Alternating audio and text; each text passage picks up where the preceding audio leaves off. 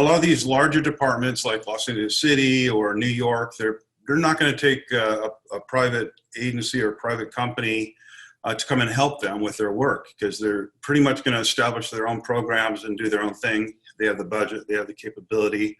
Yeah. But there are other agencies out there that are volunteer, or they may not have an air ops where they have helicopters, and it's an absolute necessity for them, but they don't have a program yet. Mm-hmm. And that's where a private citizen could come in who's a pilot and trained and has some good background and understanding, could come in and actually be used by that agency. In an emergency or search and rescue, you might develop a little bit of communication and have a pre-deployment or be able to call in a private agency for help, right?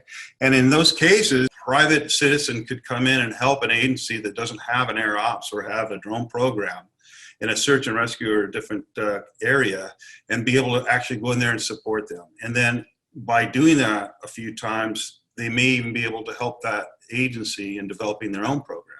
So I think it's very important for some of these private pilots or agencies that want to go out and help to start introducing themselves to public safety that's out there, in these areas, and give them a hand when they need it.